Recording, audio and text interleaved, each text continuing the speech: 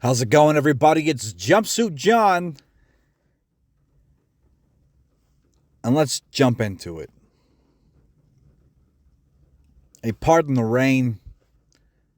I don't know if many of you know this. My recording booth is my car. The jobber is real. Anyways, what are we going to talk about today? We're going to take a break from the classes. Don't worry, more to come. But we're going to take a break from the classes today, and we're going to talk about a pretty important subject that I believe a lot of players miss out on when they begin to make their characters in Dungeons & Dragons, or any tabletop game for that matter. Going to provide some examples and just explore it a little bit.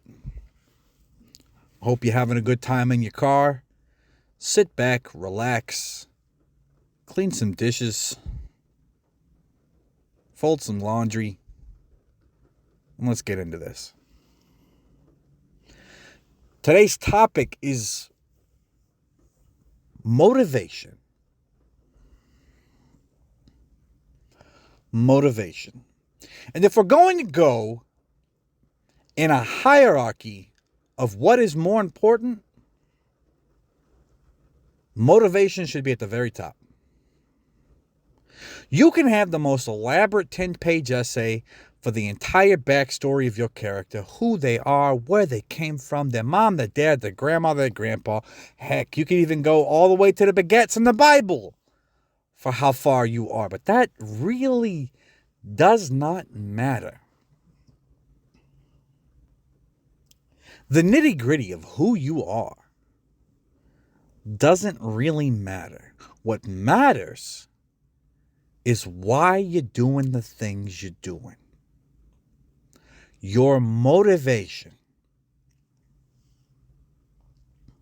In previous videos, I alluded to a concept of, well, let's say it like this. There's no real rational reason to go down into a dungeon. There's no real rational reason. Well, what are you talking about, Jumpsuit? People put themselves in danger all the time. Yeah, no, I understand that. But this is not the current world that we live in. Back in the day, if you were going to be in some kind of danger, you were going to be a soldier. Or you were going to be a mercenary. You chose that life only because the risks were lower than the reward.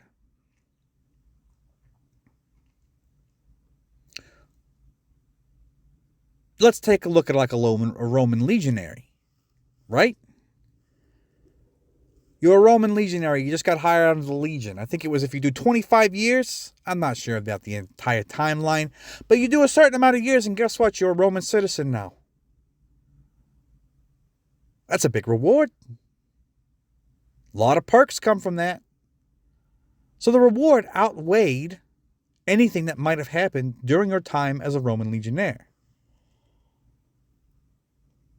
And the reality is, yeah, you threw the dice. You might not make it back from Gaul. But at the end of that road, citizenship. And even in that little small diatribe, there we found motivation. The motivation for the Roman legionnaire was citizenship. I want to become a citizen of Rome. There's a lot of perks that are associated with being a citizen of Rome. The fear and danger, I'll deal with that. But I want to be a citizen of Rome. So let's translate that. Let's translate that. When creating your character, and this is where I'm going to push back against a lot of the very hard-nosed OSR, BroSR kind of guys that are just, you make a character, he's a blank slate, and we're just going to jump into a dungeon. That's the beginning. Don't get me wrong. There's some benefits to playing that way. I'm not 100% against it. But it still leaves room of ambiguity for, okay, well, why the hell is anybody going to go in this dungeon anyway? Like, why? What's the purpose for a cleric going down into a dungeon? Oh, is there somebody down here that's going to preach to? What's the motivation for a fighter who's got a pretty smooth gig working as a mercenary? Why would he jump down there? A thief? I can make my money stealing from people's houses. Why go downstairs? And that's where I think the OSR does not have it 100% correct. There needs to be a motivation for you going down into those dark places. And it almost needs to be a desperation.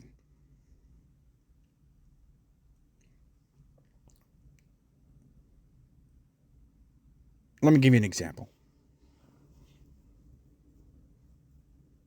I was dungeon mastering 5e, right? 5th edition.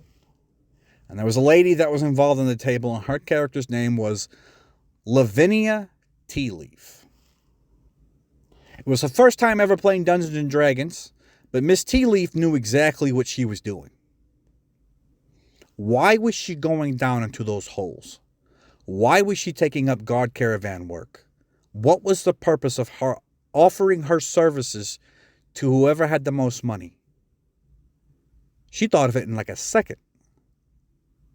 And this might be the benefit of being separated from Dungeons and Dragons and never having experienced it, right? Because with her real life experience, she could think up of a good enough motivation to do this kind of dangerous work right off the spot.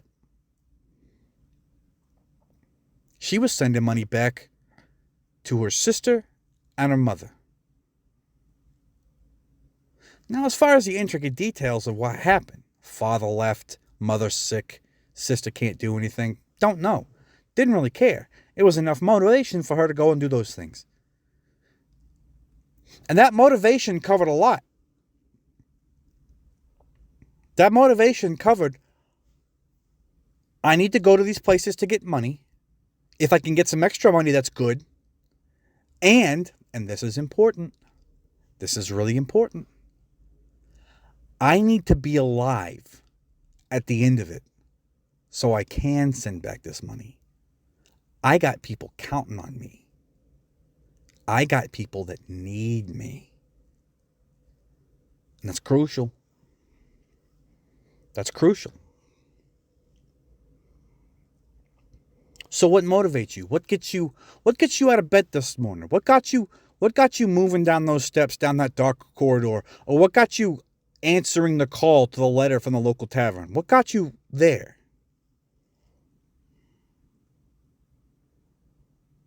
Well, it's a simple motivation. Come up with a simple, and I'm talking, babe, simple. A simple 1 to 2 sentence reason why you do the things you do.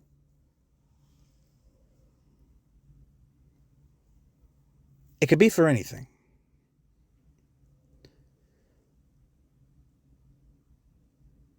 I'll give you another example. One of my favorite characters that I ever made was a fighter by the name of Roth Fury Eye. Cringe name. Get over it. Roth Fury Eye. Now, his motivation.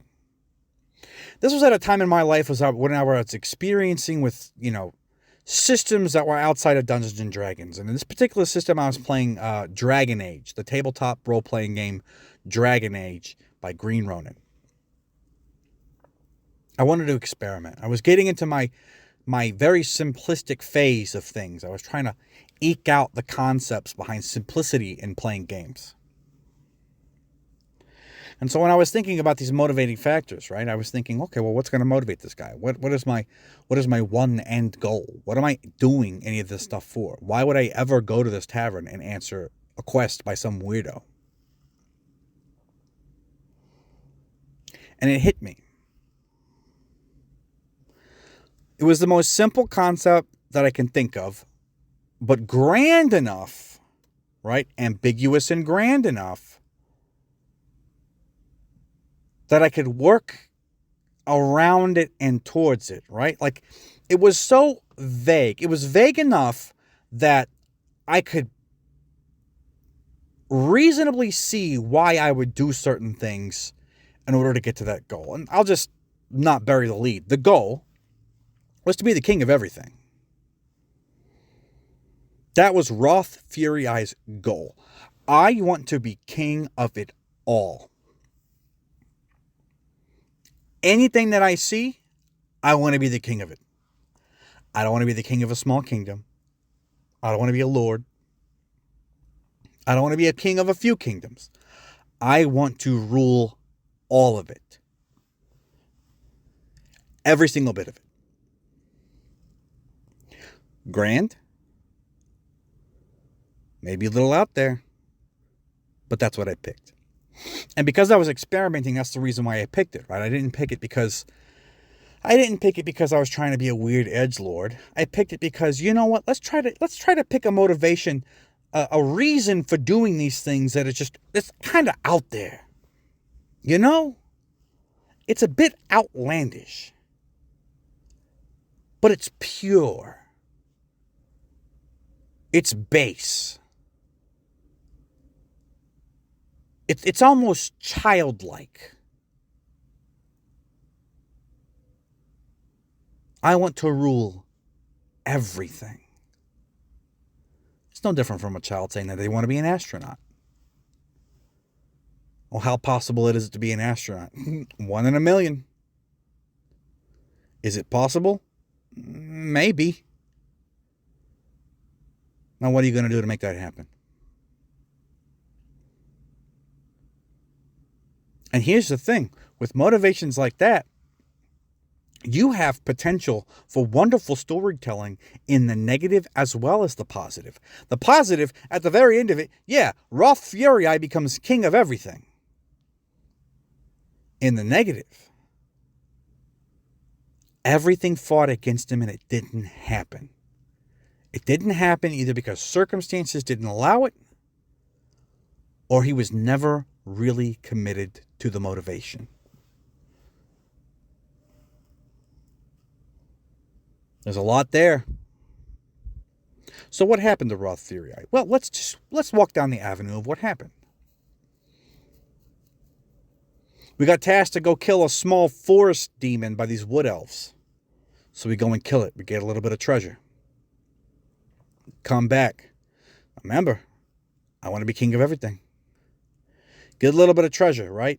Actually, enough treasure to establish a small city. We establish a city. A small little township, right? South Hollowdown, we called it, right? And what does my character do? This is going to be the seat of my new kingdom. Now, mind you, Roth Fury Eye is an Avaran hillsman. He's a barbarian. For all intents and purposes, he was a barbarian, but the system didn't have barbarians. It had more of just what you carried around as a weapon. So he was a fighter. So he dumped all of his money into his little fortress and began building a stone building, a hall. Well, we got called by the king next over. Hey, how can we help? Hey, we need X, Y, and Z done. Cool. Get X, Y, and Z done. More money. Put it back into South Hollowdown. Now I'm starting to make investments. Right? I make an active attempt. I go to all the farmers in the surrounding kingdom. And I say, hey, we're starting up a new township. We need people to come in and work the land. What if you worked under me? Okay. Getting paid better than what I'm getting paid here. Let's do it. And I slowly began taking people's resources. Now, mind you, this is all happening in game. And this was my motivation. Now, if you would have asked the dungeon master that was running this game what my motivation was, buddy, he couldn't tell you. I kept that shit close to the vest. The only person that I ever told was one friend at the table, because she pulled me aside and was like, hey, how come you're getting all these farmers and workers and servants and things like that? And I said, I'm going to be king of everything. I've got to start somewhere. Let's start here.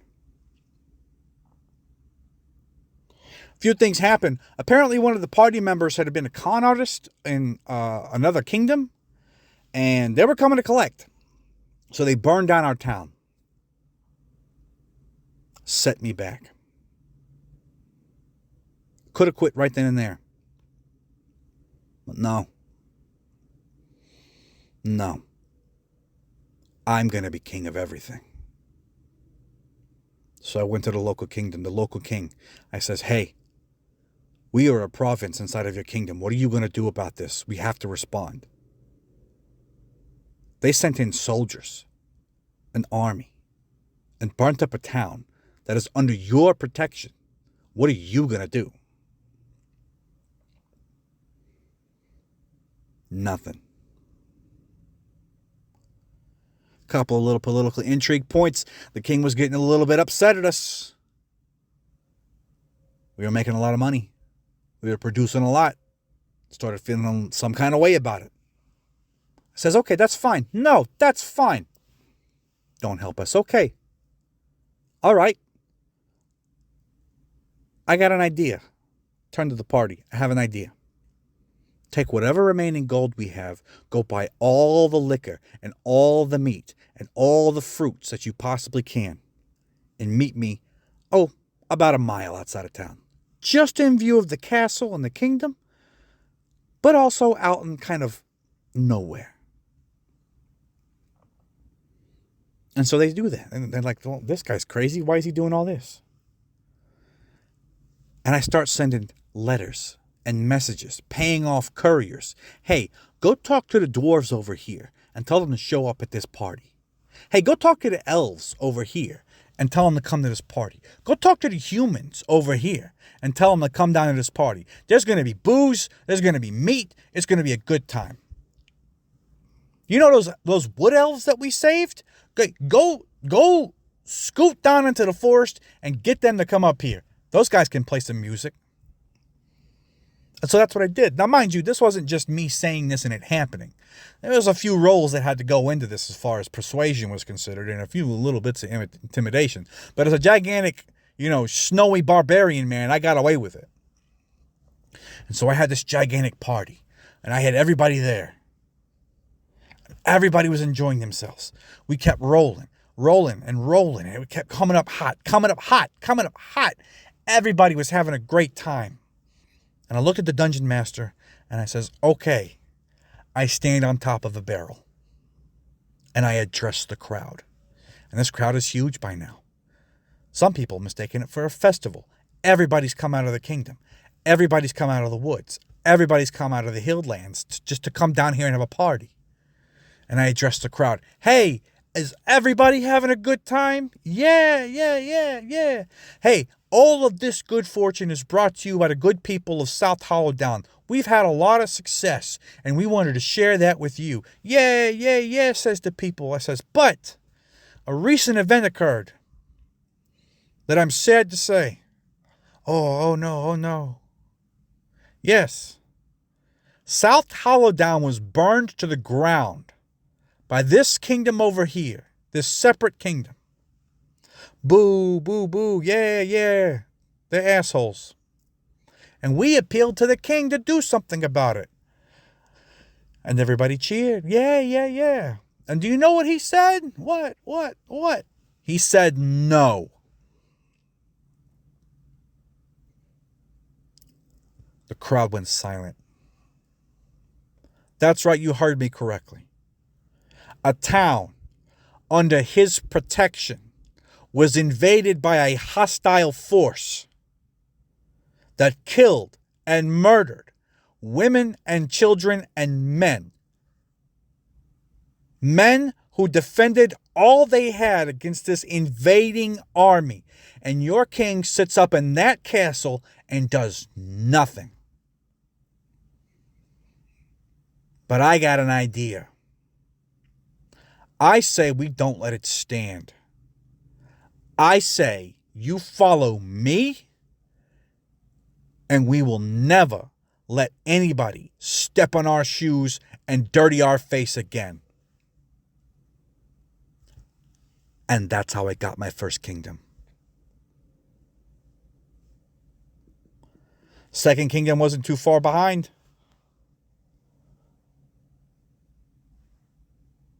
Took over the kingdom. Sent an army to the next kingdom that first attacked us. Took them over. Had two other kingdoms wanting to take advantage of our quote-unquote weakness. Tried to invade. I started sowing seeds that there was a fight between the both of them. That both of them were going to take advantage of the situation and topple the other. They fought each other. We invaded. I was slowly becoming king of everything. All from a simple, childlike motivation. That's the power of motivation. Now let's switch gears. Earlier I said that I did not tell the dungeon master what my motivation was. Now, generally, it's a pretty good idea to let your dungeon master know that, especially if he's trying to play a little bit more of a narrative game. I don't suggest it, but if you are, it's a good idea so that way he can maybe give you some key moments. Like I said, I don't suggest it, but it happens. It's the modern era. Now, that motivation is what I will refer to as the public motivation. That's what everybody knows, or anybody that you let know. But then, there is the secret motivation. The real reason why you have your primary motivation. Why did Roth Furii want to become king of everything? What was the real reason? And the real reason was this. When Roth Furii was just a young man living in the Avaran Hills, his father, a chieftain, saw that he was becoming more popular than him. Now, mind you, this is a village of about maybe 80 people. And his father got jealous. So his father had him crucified upside down on a tree at the bottom of a mountain. So that way bears and wolves and wild animals could just go pick his bones off at their leisure. He broke free of that tree, climbed the mountain, crossed a frozen river, and killed his father. And he looked at the entire village, who was now looking to him as chief. He said, I want no part of you. Not until I can make a different world. You see, his primary motivation was, I want to be king of everything. But the secret I keep to myself and nobody knows this shit motivation wasn't to be king of everything. It was to be a father to everyone. You see, I left out a crucial detail of all the people that he began to hire whenever they were in South Haladan. Roth Furii had a caveat. You work for me, your last name is dropped. Your last name is now my last name. You are no longer Peter Dolvich. You are Peter Furii. You're no longer Sabrina Dolvich. You are Sabrina Furii. Yeah, you can keep your last name as far as courtesies amongst each other. But when you talk to somebody else and they ask you who you are, you're a Furii. You're in my family. And the reason why he wanted to become father of everyone is because his father tried to have him killed. And he did not want to live in a world where fathers tried to kill their children. So he wanted to create a new world where he was father of everyone and teach them this example. To be kind to them, stern when he needed to be stern, but loving, more loving than stern. That's the secret motivation. Now, whenever you're playing a game, the primary motivation is generally the easier one to set up. But that secret motivation sometimes develops from your backstory. Most of the time develops from you playing the game. interactions with non-playable characters, or even monsters for that fact, or the other players. That secret motivation.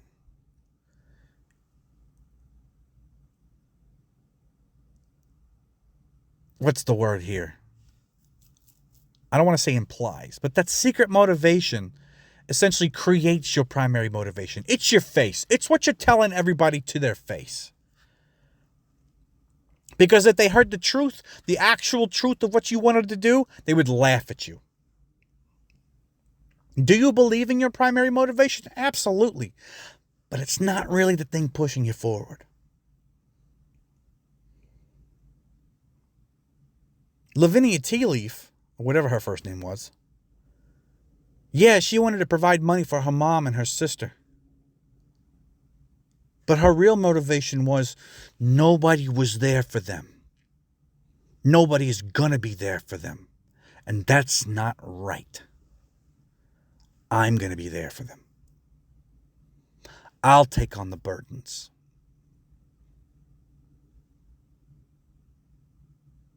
I'll be the one to take care of them. It wasn't that he needed money. It was that she needed to be the one to provide it. I need to prove to myself that I'm worth something. If that makes sense.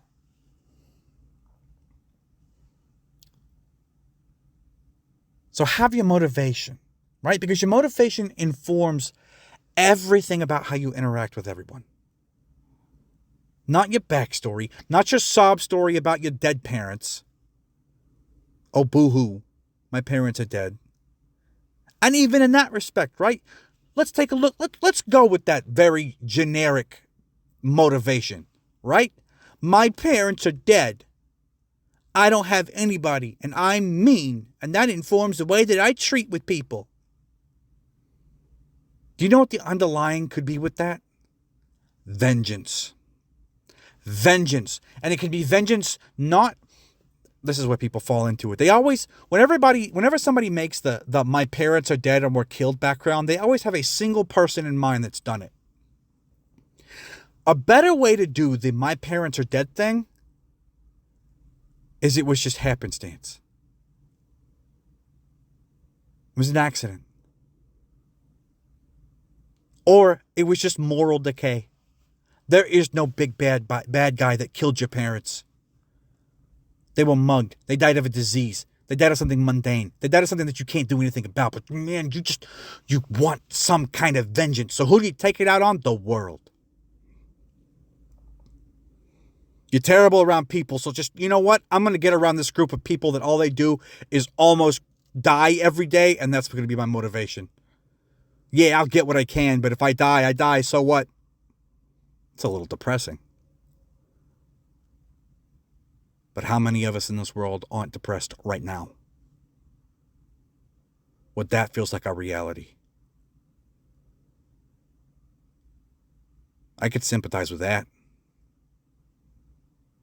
I got nothing going on. I'll be a Rolling Stone. Whatever happens, hey, it happens. Living in a shit world anyway. If I eat it tomorrow, I eat it. Whatever. First off, if you're feeling that, you know, I'm not a therapist.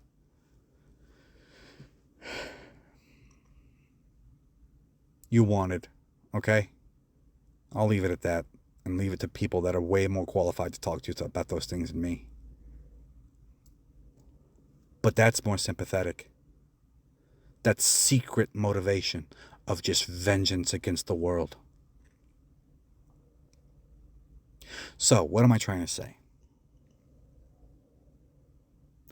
Emphasize motivations above character description and background. Let motivation be your driving factor in what you do as far as interactions with monsters, with NPCs, and your other party mates. Have your primary motivation, the thing that you shout from the bell towers. This is what I'm going to do. But understand what the underlying truth behind that motivation is. Your secret motivation. So that way you can push towards things more accurately. You can pretend accurately.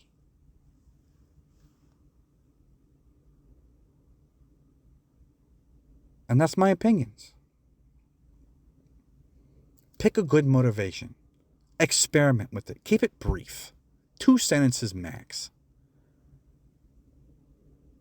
Find out why you're doing what you're doing and where that's going to take you.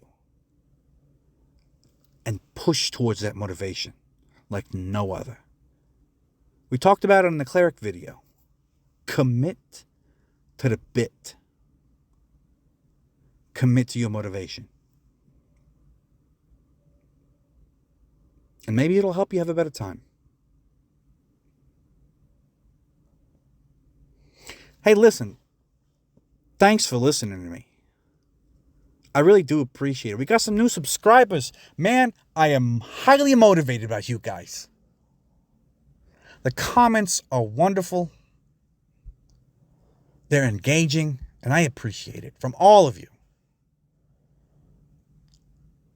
Share it around. Like, comment, subscribe, press the bell. Get a little ring-a-ding to let you know when these videos come out next. I just finished a spell in my new game, well, the game that's going to be coming out, Where the Worm Dieth Not. I think the latest spell I finished was Flesh Armor. That's not just gory. Anyways, thanks for listening. Let me know down in the comments. Hey, is motivation a big factor for you? Does motivation actually push you towards some form of verisimilitude in your games? Or do you just not bother with it? Let me know down in the comments. I want to hear from you. Anyways, that's enough out of me. Come on. Let's get back to work. Have a good one.